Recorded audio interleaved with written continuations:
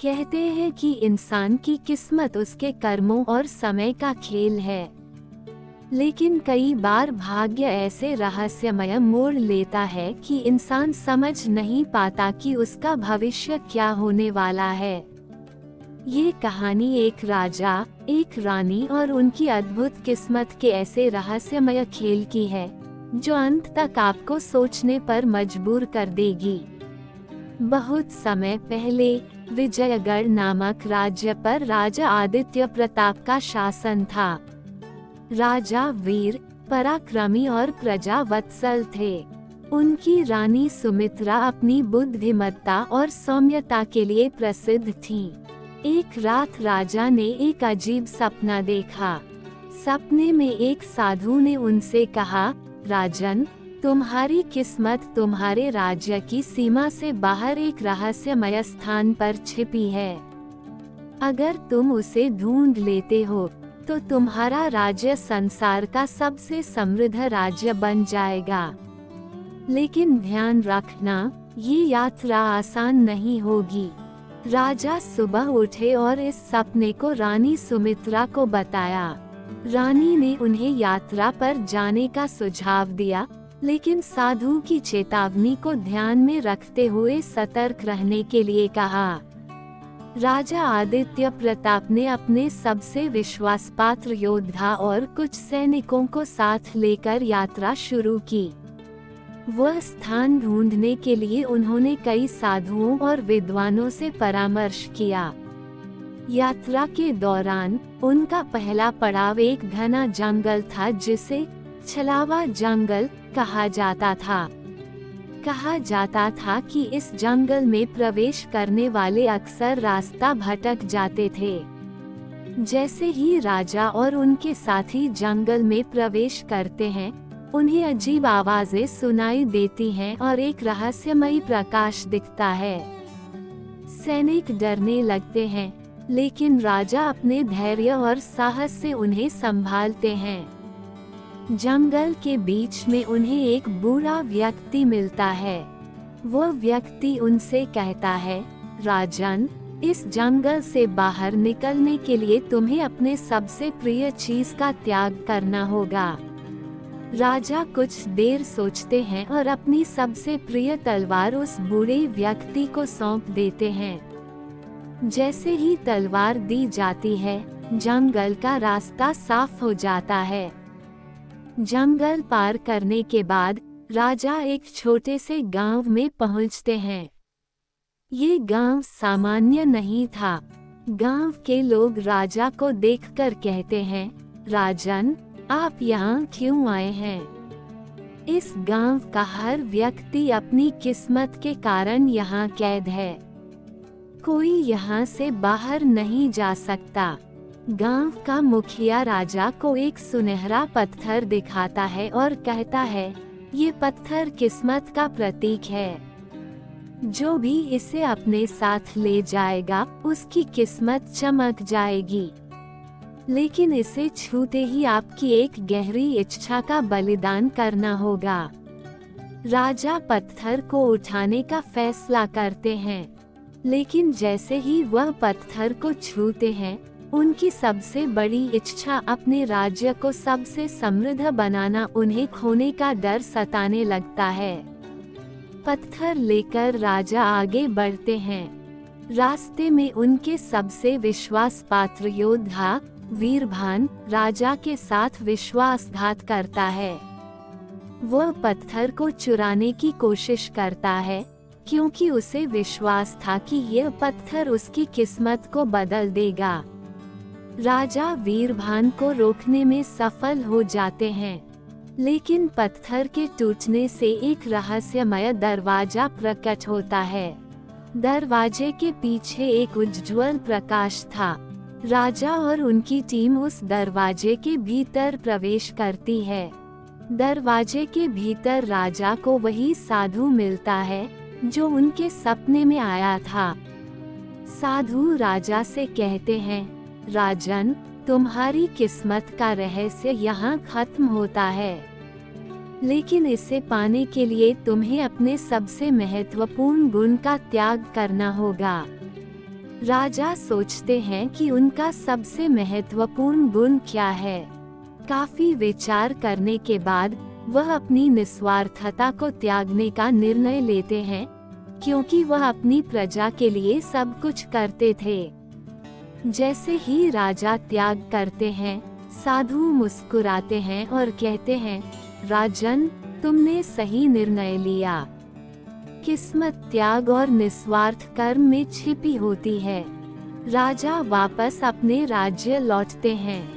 वह पाते हैं कि राज्य में शांति, समृद्धि और खुशहाली लौट आई है। रानी सुमित्रा बताती हैं कि राजा की अनुपस्थिति में प्रजा ने उनके द्वारा सिखाए गए मार्ग का पालन किया और एकजुट होकर राज्य को समृद्ध बनाया। साधु का रहस्य खुलता है कि असली किस्मत न तो किसी पत्थर में है और न ही किसी वस्तु में। ये केवल इंसान के कर्म और उसकी सोच में होती है। राजा आदित्य प्रताप समझ जाते हैं कि उनकी किस्मत पहले ही उनके साथ थी, बस उन्हें इसे पहचानना था।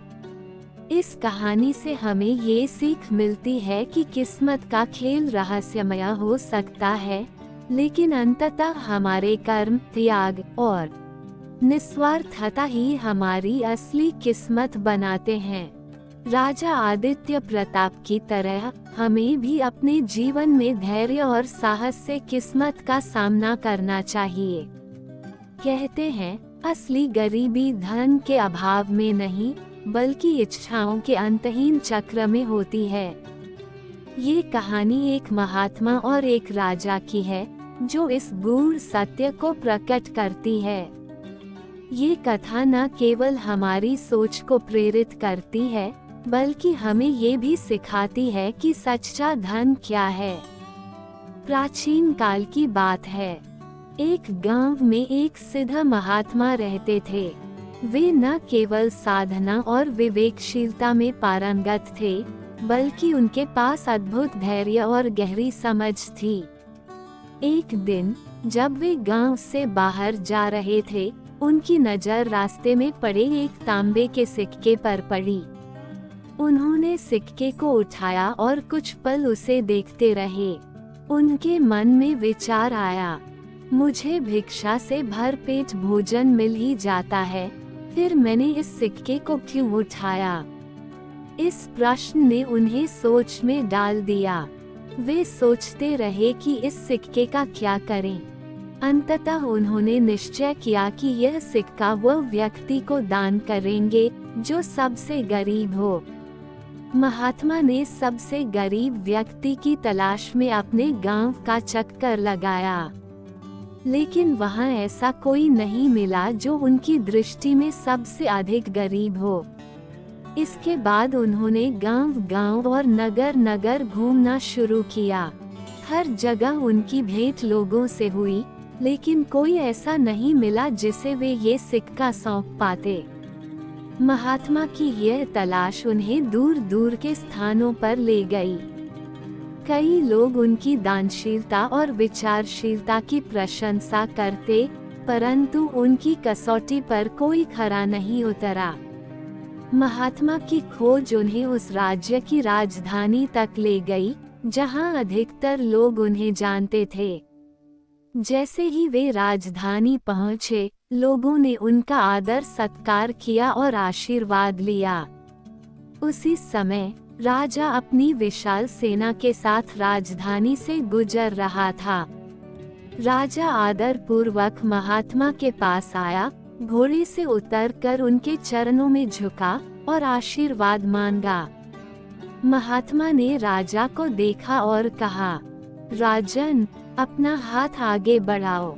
जैसे ही राजा ने हाथ बढ़ाया, महात्मा ने अपनी झोली से वह तांबे का सिक्का निकाला और राजा की हथेली पर रख दिया। राजा ये देखकर अचंभित हो गया। उसने विनम्रता से पूछा, महाराज, यह क्या है? महात्मा मुस्कुराए और बोले, ये तांबे का एक सिक्का है। मैं इसे सबसे गरीब व्यक्ति को देना चाहता था और आज मुझे ऐसा व्यक्ति आप में दिखा। राजा ये सुनकर स्तब्ध रह गया। उसने कहा, महाराज, मेरे पास असीम धन संपत्ति है। मेरे खजाने में हीरे जवाहरात भरे पड़े हैं। मैं कैसे सबसे गरीब हो सकता हूँ? महात्मा ने राजा से गंभीर स्वर में कहा, राजन, यदि तुम्हारे पास इतना धन है तो तुम इतनी बड़ी सेना और अस्त्र शस्त्रों के साथ क्यों जा रहे हो? क्या तुम किसी राज्य पर आक्रमण करने जा रहे हो? क्या तुम जानते हो युद्ध से क्या होगा? महात्मा ने आगे कहा, युद्ध में लोग अपाहिज हो जाएंगे, मर जाएंगे, बच्चे अनाथ हो जाएंगे और स्त्रियां विधवा हो जाएंगी। ये सब कुछ तुम राज्य के विस्तार और धन के लिए कर रहे हो। क्या ये धन और राज्य तुम्हें संतोष देगा? नहीं राजन, तुम इससे और ज्यादा असंतुष्ट और लालची बनोगे।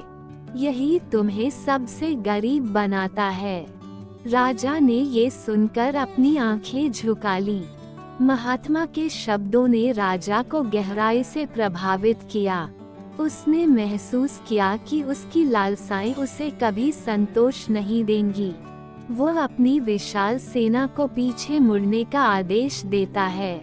राजा ने सिक्के को अपनी मुट्ठी में कसकर पकड़ा और सोचा, ये सिक्का केवल एक धातु का टुकड़ा नहीं, बल्कि मेरी चेतना का प्रतीक है। उस दिन से राजा ने न केवल युद्ध की योजनाओं को त्याग दिया, बल्कि अपनी प्रजा की भलाई के लिए जीवन समर्पित कर दिया। राजा ने महसूस किया कि सच्चा धन दूसरों के जीवन को सुधारने और उनकी सेवा करने में है। उन्होंने अपनी इच्छाओं का त्याग किया और अपने राज्य को शांति और समृद्धि की ओर अग्रसर किया। महात्मा ने राजा को विदा करते हुए कहा, राजन, असली धन वह है जो तुम्हें भीतर से संतोष और शांति प्रदान करे। धन का संग्रह और विस्तार केवल असली गरीबी को छुपाने का माध्यम है। इस कथा से हमें ये सीखने को मिलता है कि सच्ची संपन्नता बाहरी भौतिक साधनों में नहीं, बल्कि आंतरिक संतोष और दूसरों के प्रति करुणा में है। महात्मा और राजा की यह कथा हमें अपनी इच्छाओं को पहचानने और उन्हें नियंत्रित करने का संदेश देती है। असली अमीरी वह है जो दिल को संतोष दे, और असली गरीबी वह है जो इच्छाओं को कभी खत्म न होने दे। अनोखी शर्त। प्राचीन समय की बात है। एक राज्य में सूर्यकांत नाम का राजा राज्य करता था। उस राजा की एक पुत्री थी जिसका नाम राजा ने रूपमती रखा।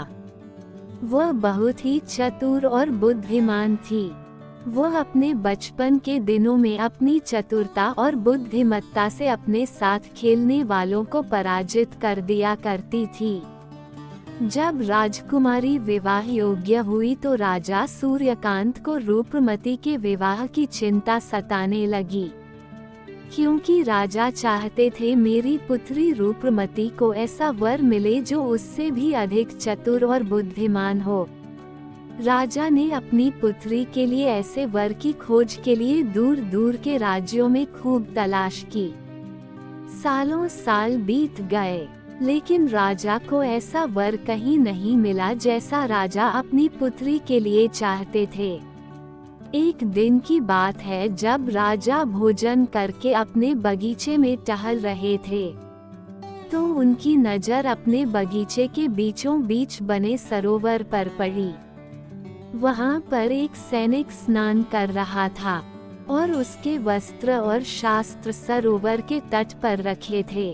राजा ने जैसे ही उसको सरोवर में स्नान करते हुए देखा, राजा का सैनिक की इस दृष्टता पर बहुत गुस्सा आया। राजा ने अपने पास खड़े सैनिक को उस सरोवर में स्नान कर रहे सैनिक को पकड़कर लाने का आदेश दिया। राजा ने सैनिक से गुस्से में पूछा, तुमने शाही सरोवर में नहाने का साहस कैसे किया? सैनिक ने अपना सिर झुका लिया और बोलने लगा, महाराज मुझे क्षमा कर दीजिए। मुझसे गलती हो गई है, इसलिए कृपया करके मुझे क्षमा कर दीजिए। मैं आपकी चिंता को दूर करने के लिए आया था, लेकिन सैनिकों ने मुझे आपसे मिलने ही नहीं दिया। जब भी मैं अपने मिलने के लिए आना चाहता था, सैनिक मुझे धक्के मार के भगा देते थे। मेरे पास केवल यही एक तरीका बचा था, इसलिए मैंने इस तरीके को अपनाया। राजा सैनिक की बातों को सुन रहे थे।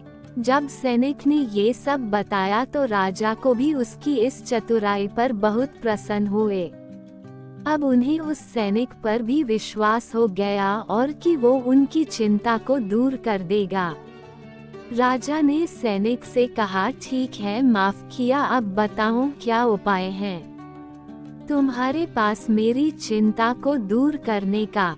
सैनिक ने राजा से कहा, राजन, मैं सरोवर के किनारे पर एक स्तंभ को बनाऊंगा और कोई भी उस स्तंभ को बिना हाथ लगाए गिरा देगा, उसी से आप अपनी राजकुमारी रूपमती का विवाह कर दीजिएगा।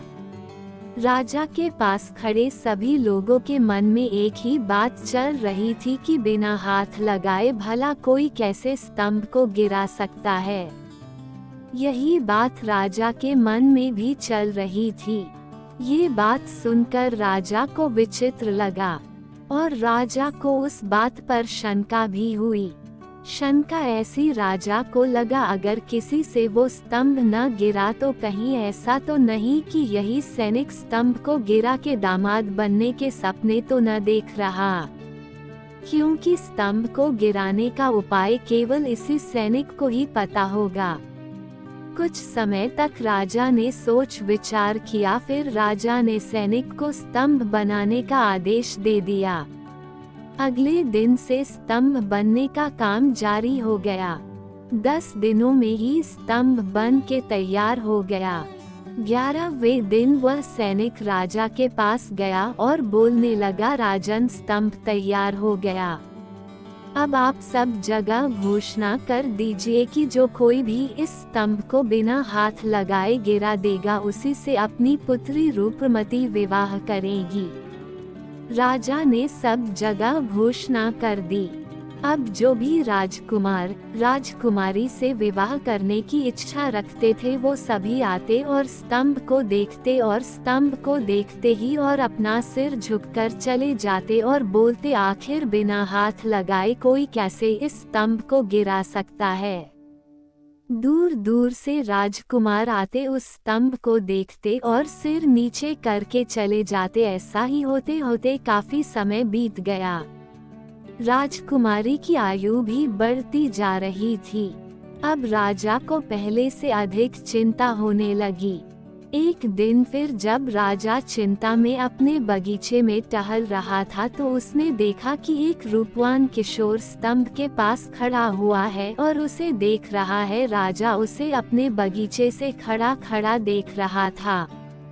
किशोर ने एक पेड़ से एक डाली को तोड़ा, फिर सरोवर में उस डाली को डुबोया, फिर उस स्तंभ पर घिसा। घिसने के बाद उसने उस डाली की पत्तियों को चबाने लगा। उसी समय राजा वहां पहुंच गया।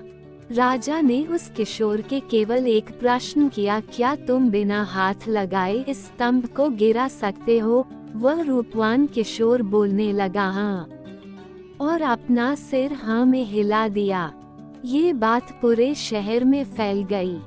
जैसी ही ये बात राज्य में फैली, वैसे ही सभी लोग अपना काम धाम छोड़ के उस बगीचे में इकट्ठे हो गए, क्योंकि सब कोई देखना चाहता था कि कोई कैसे उस स्तंभ को बिना हाथ लगाए गिरा सकता है।